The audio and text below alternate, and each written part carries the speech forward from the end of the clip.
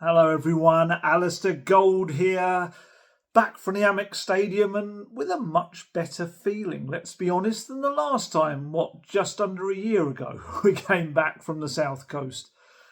That was a dark, dark day, or certainly second half anyway, whereas this game felt like it was like a big package wrapped up with Tottenham's past, present and hopefully future, all tied with a little bow of a single point. Look, let's be honest, it's tough enough to go to Brighton at the best of times. It really is. They're unbeaten at home I think it's since the start of last season against the Premier League's traditional Big Six.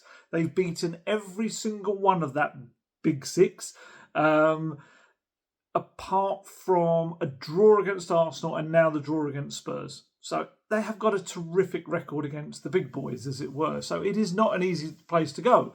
And especially for a team like Tottenham that will bear the scars, the mental scars of that 2-0 that became a 3-2 in, was it October last year? To throw away, that utterly collapse as they did in the second half that day, that's going to be in the back of your mind. And actually, I'd say the 2 goals they conceded, it's yesterday now, as we're just over midnight as I'm recording this. The goals that they conceded this time around kind of bore a bit of a resemblance to some of the way they were playing football that day in that second half. Yet this brought a second half that had a much happier ending, of course, for Tottenham under Thomas Frank. If you were on the moon or you completely missed it, very quick run through of the 4 goals. So 8 minutes in, the first one for Brighton. Brighton's first attack of the day, actually. I thought Spurs started quite brightly, and it was just typical. The first opportunity Brighton get, they score. Jorginho Rutter picks out Yankuba Minte's run. He races away and rounds Vicario and pokes the ball in the net. We're going to get into nitty-gritty of that goal a little bit as we talk about certain players. But they doubled their lead on, I think it was 31 minutes. Yassin Ayari picks up a ball, poor clearance from Lucas Bergvall, and he just wallops it from a tight angle that Vicario should have been able to deal with from that distance and from that angle, but he didn't, made a bit of a mess of it. And then I think it was so important, and it's such a cliche, but it's true. The psychological aspect of a goal just before half-time, it just gives the other team something, and it just knocks the team that were ahead. And lo and behold, it came for Spurs. Kudus has a shot inside the box that rams into Richarlison. It ends up looking like a great touch if he meant it. And then he hooks the ball home on the floor. And then second half, Xavi Simon's game-changing substitution. Yes, we could quite rightly question why he didn't come on at half-time. It probably would have made an even more immediate impact.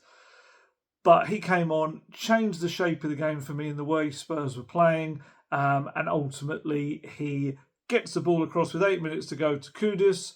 Kudus swings the ball in, and yes, it hits Jan-Paul van Hecke on the leg. Heck, I can't remember what it is now. On the leg, and it flies into the net.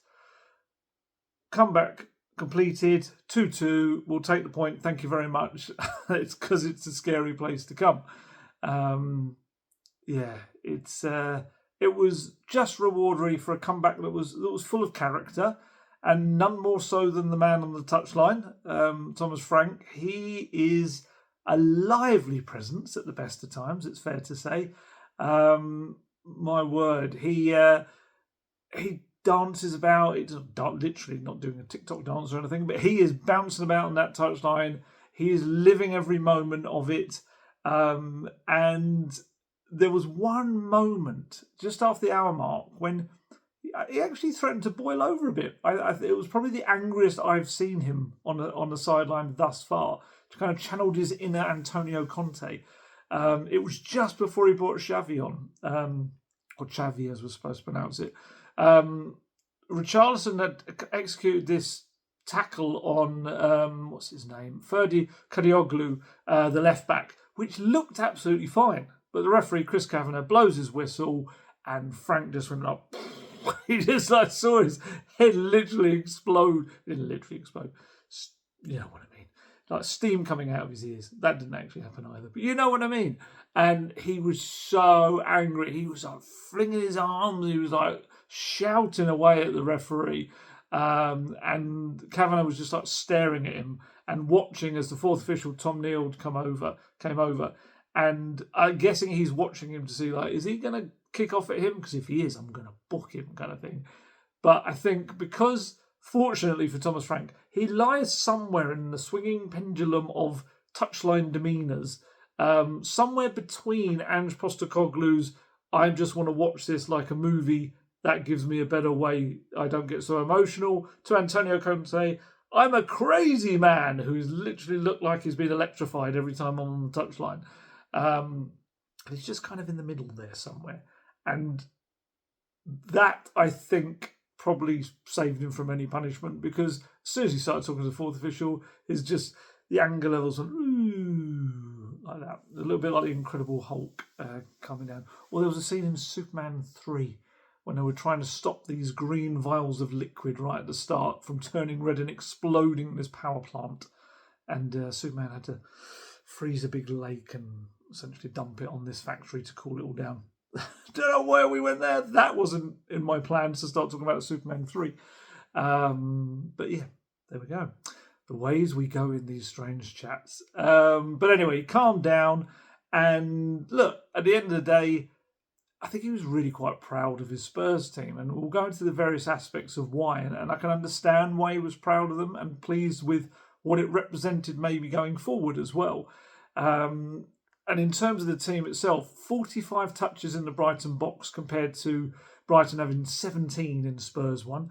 135 successful final third passes to Brighton's 57. This was much better in that respect from what we saw against Villarreal. And I know they won that game, but it was a game when they just struggled to create. And we got a much better version of Spurs going forward in this game. Yeah, there was a couple of defensive moments that absolutely need to be eradicated, but that was kind of out of the norm for what Spurs have done so far this season under Thomas Frank. So I think we can kind of give him a game where that might just happen.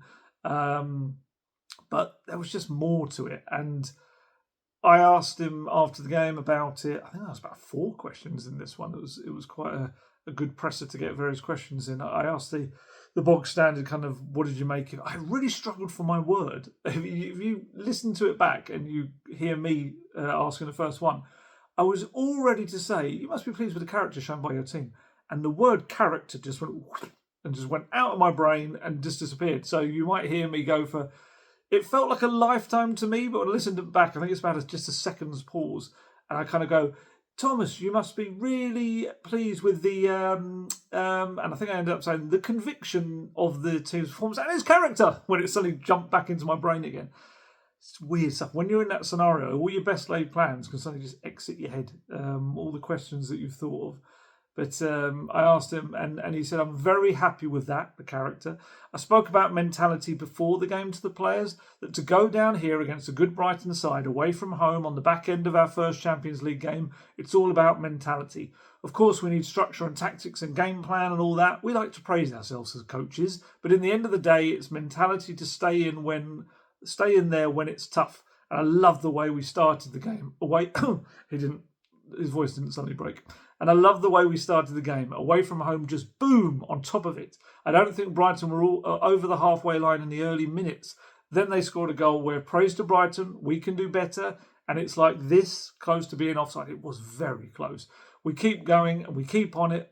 And then a great goal. But Vic can do better, the second Brighton one. Very happy with him though, spoke to him. So I think he has had a great season for us and it happens. But we keep going. We stay in the game, stick to the game plan. I thought we looked physically strong. I thought the players looked strong and were intense throughout the game. Even though we had a midweek game, which I'm very happy with the physical preparation during pre-season and everything the team have done with big help from the performance staff at Tottenham. So the mentality, the physical aspect I thought was key. And coming here where last year we came here and were 2-0 up and lost 3-2. Now we're 2-0 down and come back 2-2. I think it's good. If there should have been a winner in my eyes, and maybe I'm slightly biased, I think it should have been us. I think the amount of crosses, the amount of touches in the opponent's box, the amount of near chances was more than enough to win the game. And interestingly, Herzler, the Brighton boss, said completely opposite. He felt there's only one team. This is classic managerial speak. He felt if there's only ever one team that was going to go on and win it in those final minutes, it was Brighton. I would say it was a bit seesaw. I thought Brighton definitely tried to get up there and have a go, but I also felt Spurs looked dangerous every time they went forward as well. And yes, I've seen people arguing that Brighton went to a back three. They brought Milner on as well. Oh, the backlight behind the.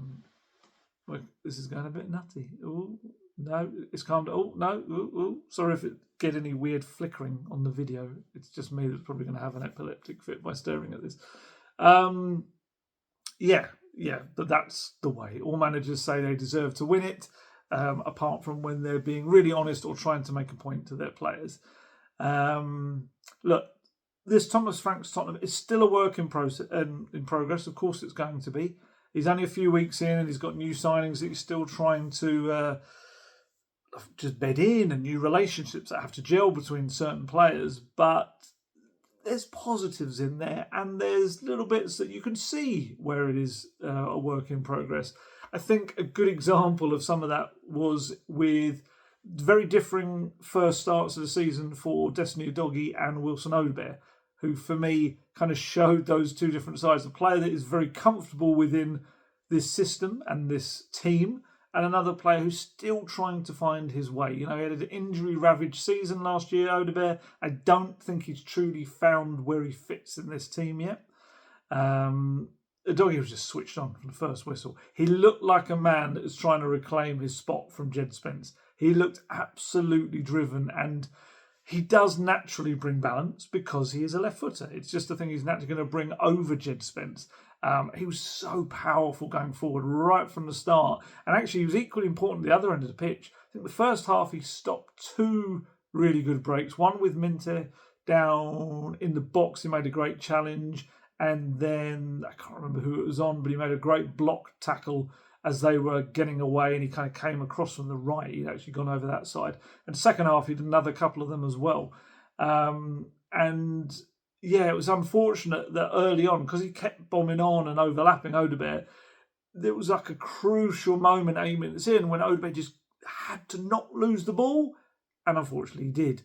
Udogie, if you look at him, he's right up in the box. He's actually inside, rather than overlapping, he's almost underlapping him. He is inside the Brighton box.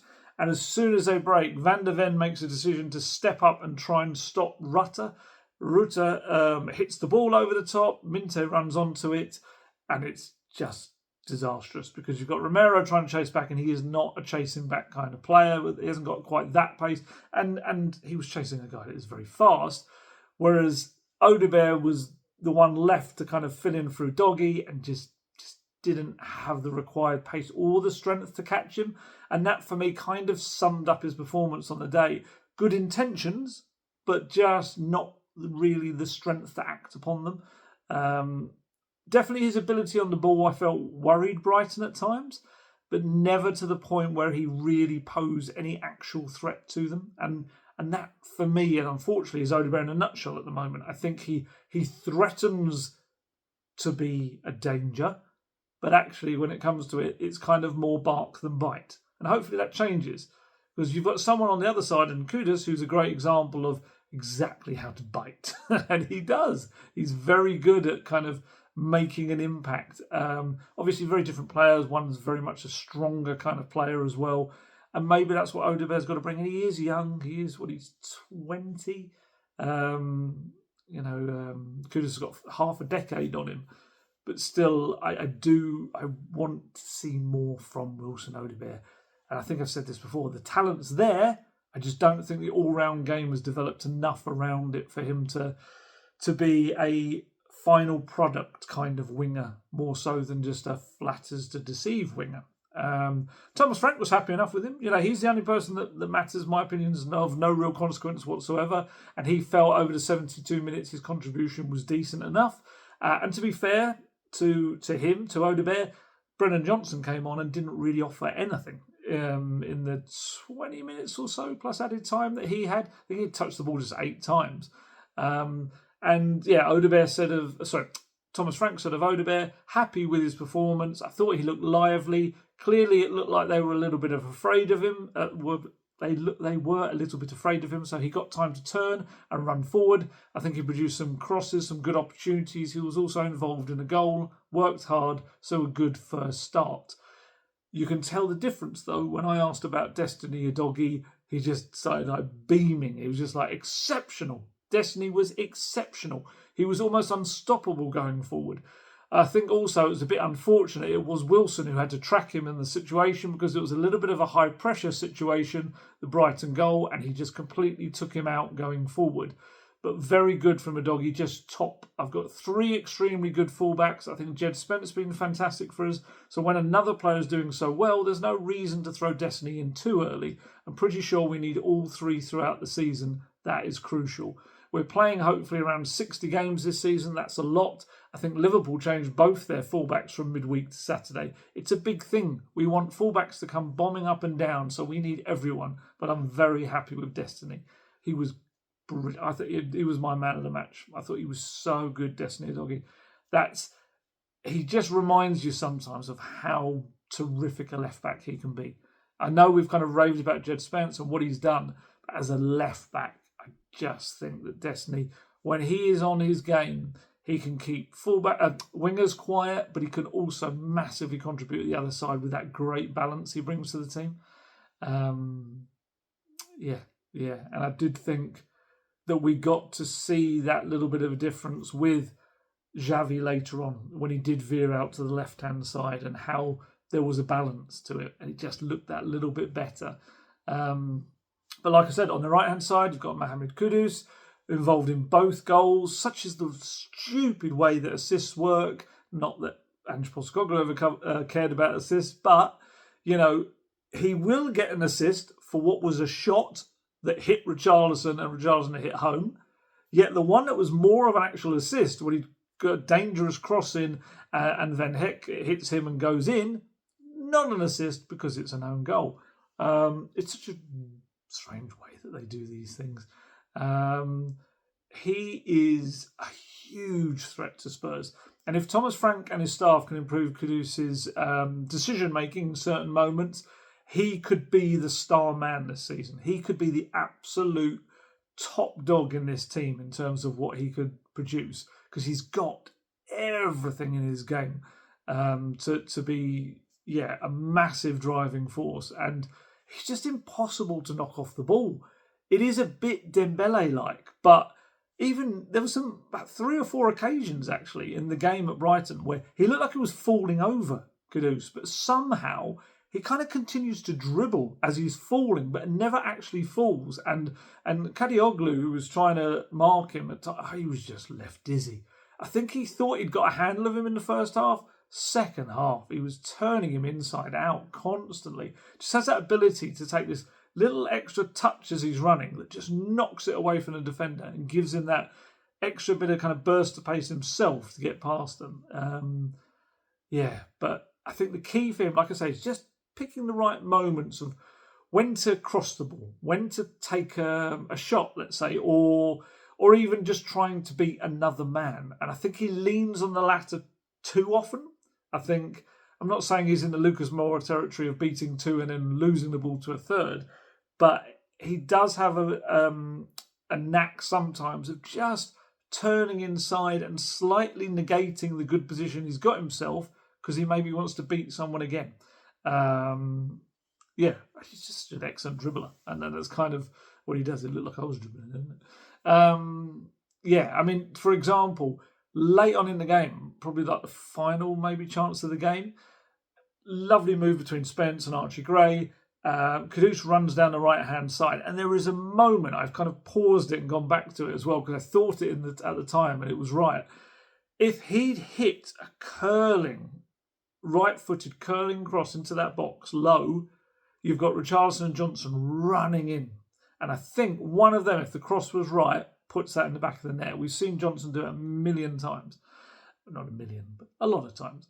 But instead, Kudus kind of slows it down, stops, comes inside and ends up taking a shot from outside the box which eventually, yes, it's deflected over and it looks like, ooh, it was close. But actually, I don't think it was still the best option of all the ones to take. And you could see Richarlison's like, ugh, I'm here kind of thing after he's taken it, which he often does, regardless if anyone has a shot. But at the end of the day, Kudus did make an impact again on both goals, on the scoreline, and 3 assists now in 5 Premier League games. And yeah, helped Spurs grab a point against the side that almost signed him back in 2023. It was Brighton who were in there and thought they kind of had a deal done with Ajax. And instead he ended up going to West Ham. But Thomas Frank was asked about him afterwards, and he was asked about what he thought were the reasons why he settled so well and so quickly into this Spurs team. And he said 3 things. He said, 1, his work ethic has been really good. It's big for me how hard he works in the counter press, high pressure, defensive side of it. But his hold-up play, when it goes into him, it just sticks. You can't get it off him, so he just keeps it. He doesn't lose a 50-50 ball. And then the third thing is his one-on-one ability is crazy. He's so strong, he's so explosive, he just dominated the right-hand side. And what I think was really kind of a big thing for me was the way that Xavi and Kudus linked up in that 82nd minute for the equaliser. And hopefully that points towards a relationship we're going to see more of. Because I just feel like you're wasting kind of having Xavi all the way over on the left-hand side of the pitch and Kudus over there when they were 2 probably the most skillful players Spurs have got on the pitch. Get them together, get them creating together, get one feeding the other. And I just feel like Xavi through the middle changed the whole look of the way Spurs operated. And they just looked a completely different team going forward to how they did against Villarreal in the week. They just looked like a real attacking threat. Xavi's got this ability to, yes, I am going to call him Xavi and Xavi every single time I say it. It's almost like there's a / in his name. Just having an inability to say Xavi, I don't know why. He's got this ability to drift past opponents. He can create space for others, but he can also thread balls through, which is something Spurs have missed without Maddison in the team. And I think you could just see the difference in the midfield, even against Brighton, from kind of BX and after X. How did you say it? Before Xavi and after Xavi, AX? Yeah, maybe. The midfield before that was all about industry. You know, as it would be when you've got João Palhinha in there and Rodrigo Bentancur and Lucas Bergvall trying to be more of a 10 when he's better as an 8. And I think it was notable that Bergvall improved hugely for me once Xavi came onto the pitch. And as soon as he was on there, because he had quite an over-eager opening 45 minutes. It was almost like, I've won man of the match back-to-back. I need to be driving this game. I need to be doing everything. And he kind of fell into exactly the thing that Thomas Frank has said about him. Did I ask about him? I can't remember now. But whatever it was, he said about Bergvall that he just needs to learn to just pause for a moment. Just think about the right thing to do rather than always charging up and down kind of thing. And that's what he was doing in the first half. I think as soon as Xavi came on, it kind of created a system, whereas Palhinha stepped back as the base of that, kind of the anchor of the midfield, and that left Xavi and Bergvall as kind of like 2 number 10/8s. They were able to get quite high up the pitch. I think that made a huge difference. Kind of unlocked Bergvall as well. And there was one moment, it was a brilliant bit of play, where he made these 2 crunching, sliding tackles in the midfield, which set Spurs away. And had he left, Xavi made a great pass through the middle, which was heading towards Richarlison, who was running into the box. And Bergvall was so like, I did this! And he's like running into the box, and he gets his touch on the pass and just takes it away from everyone. It's like, no. Again, a moment where he'd done the right hard work, but then just tried to do too much and actually took it away from someone else. Obviously communication, and whether anyone gave him a shout, I don't know. But and I get why Thomas Frank has been using this kind of more industrious midfield. He explained it to me when I asked the other day, Friday, about, I asked him something like, have you been playing Xavi on the left-hand side because just to essentially gently introduce him into the Premier League and the physicality of it? And he said, no. Kind of think, no. It's more about the fact that there's different new relationships out there between players that don't know each other too well. But in the midfield, there is this unit of players in Bentancur, Sarr and Bergvall who have known each other that little bit better, and they know each other's runs and when to cover for each other. So I think he kind of feels like the structure is there in the midfield already, and Palhinha is just slotted straight in as an established Premier League player. Whereas maybe someone like Xavi is going to have to learn the system a little bit more, and it's better to put him out on the left rather than having him affecting this structure in the middle.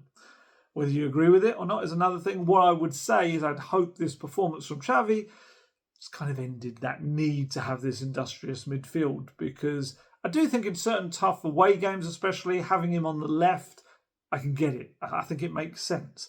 But like Maddison, for me, he just impacts the game so much more through the centre. And Spurs, if they want to dominate games and they want to open up stubborn defences, I think he's your man. And he could show that because he's got this ability to beat a man, but also thread that ball through.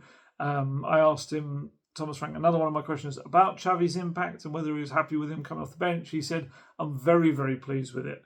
I think Xavi came in and did exactly what we thought he could do in that 10 position. Of course, he had a good pre-season and he played 1 or 2 games in Germany and all that, but he's still coming into a team.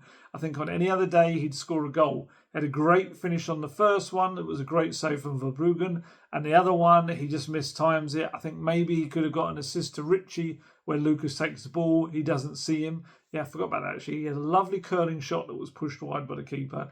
Had another one where Bergvall did a great step over and he just kind of hit it, he kind of scuffed it wide. And actually I think he had another volley that it was Odobert. Odobert had a volley that he sent wide in the first half.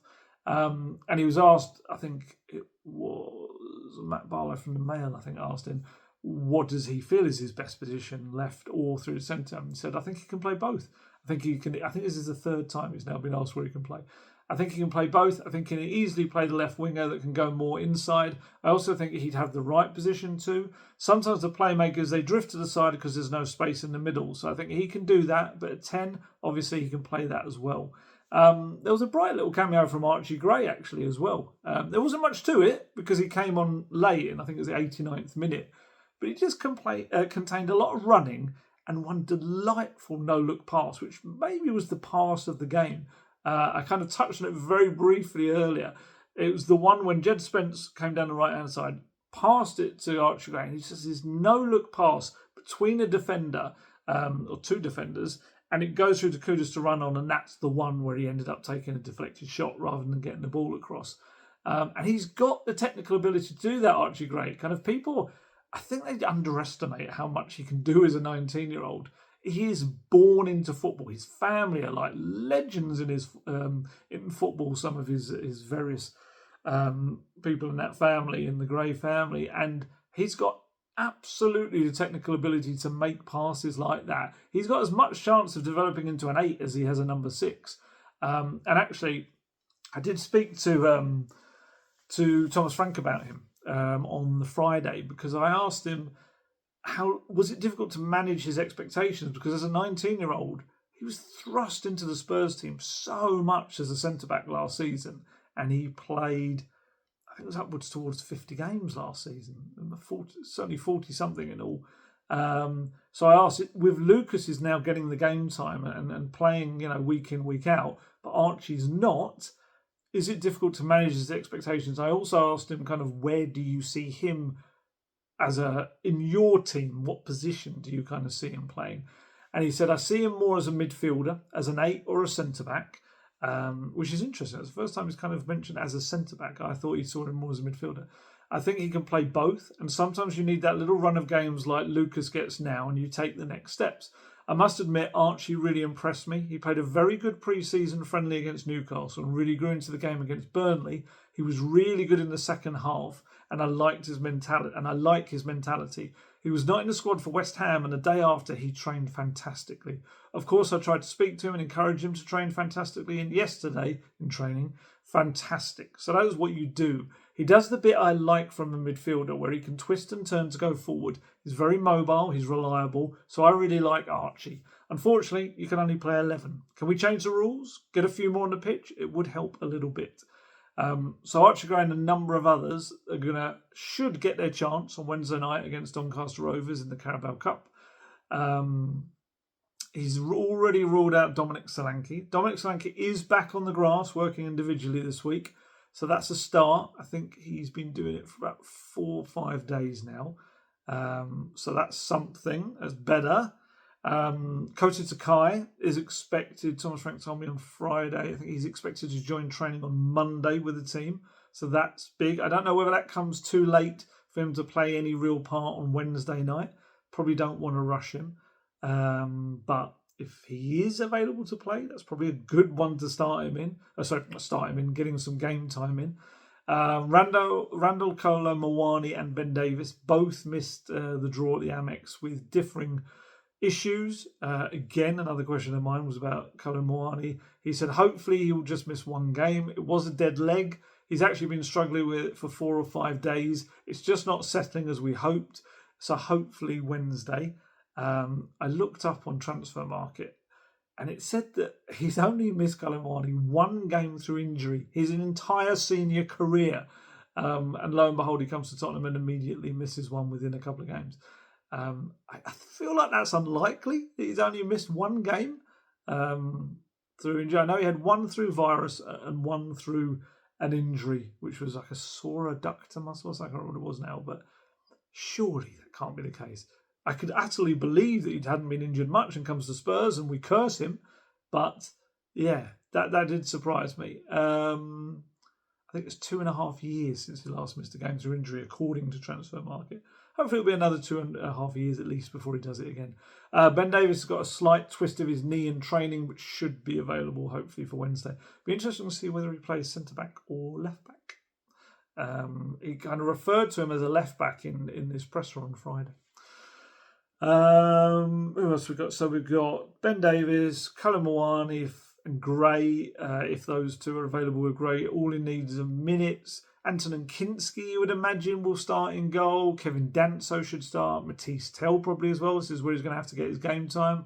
Brennan Johnson probably comes in from the start. Maybe even we see some of Dane Scarlett if Solanke seems to be not back yet. I think all eyes in the academy will be on whether they can get anyone kind of on the bench at least. And I guess they're probably looking towards 2 young ones really, and the 16-year-olds in Jun'ai Byfield and Luca Williams-Barnett, and whether they get included. Because Byfield, you've heard me talk about before, he was in the UEFA Super Cup squad and also in the Villarreal Champions League matchday squad, despite having just played 90 minutes against Villarreal's under-19s. That's how highly he's rated. Luca Williams-Barnett, he's had a great week. Match-turning involvement, really, especially towards the end of the game against Villarreal. And then he went and hit a first-half hat-trick for the under-21s at Leicester on Friday night. What did I get to watch? I was working up to a certain point, but I watched the second half and the very end of the first half.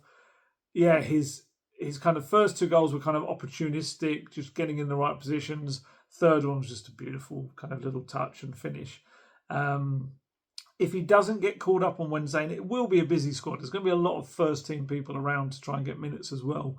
If he doesn't get into the squad, then I would be very surprised if he doesn't get into a matchday squad before the end of this season, as he did a couple of times last season.